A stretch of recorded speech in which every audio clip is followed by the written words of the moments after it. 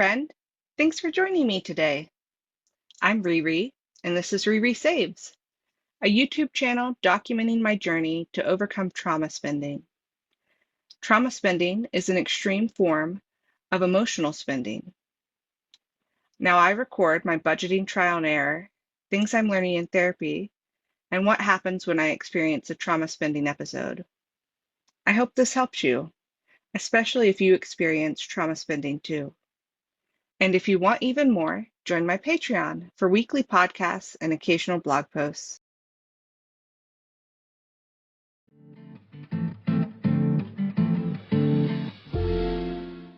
Friend, how does therapy relate to budgeting?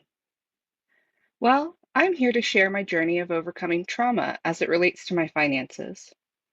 I experience trauma spending episodes where I spend money trying to make myself feel happy when I feel triggered. So, in order to control my finances, I need to start healing my trauma. As I learn with my therapist how to exist with hard or uncomfortable emotions, I'm able to reduce my trauma spending episodes. Now, note that this is me sharing my therapy updates, but I'm not a licensed therapist. Okay, here's what I'm learning this week. Let's hop back to last week for a second when I was experiencing this. Yesterday, I felt so overwhelmed I wanted to cry about it. It seemed like my to-do list would never end and I would never get a break. It's hard right now because in order to make ends meet, I have to work on the weekends. That's in addition to trying to get all my chores done then too. So what do you do when you feel that way? Back to the present, and I have pondered that question all week long. And last Sunday, I had an epiphany. I don't need to drop anything off my plate or take anything off my to-do list. Instead, I can choose to scale back what I am doing. For example, instead of trying to do 8 grocery deliveries in one day, what if I chose to stop at 5?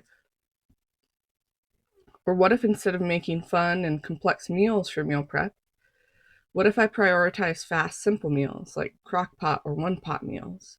Or what if I made a list by priority of things I want to clean and then give myself a time limit and I'll just stop when time is up?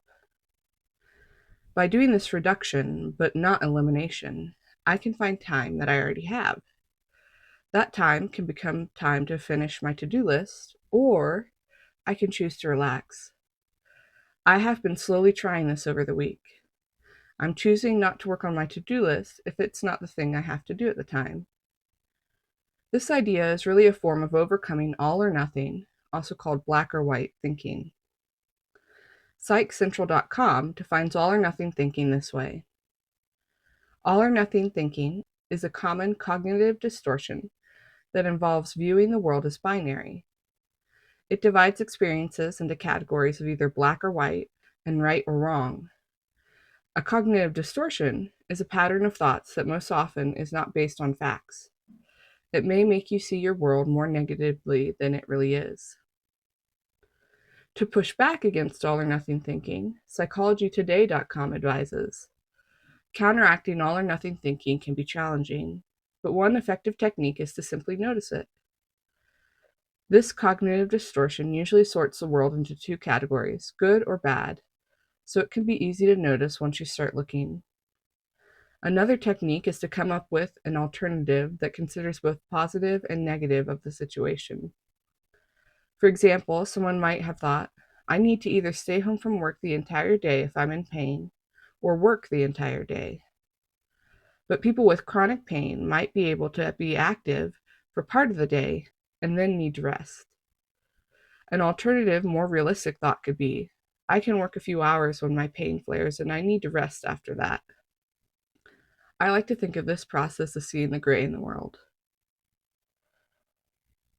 As I try to notice when I have all or nothing thinking and then try to reframe my possible actions with flexibility, I can decrease my feelings of overwhelm. Hey, friend. Thanks so much for spending time with me today. I really enjoyed hanging out with you. I want you to remember, and I want you to know, that you are wanted, you are of worth, and you are my friend. Signing off for the week. Love, Riri.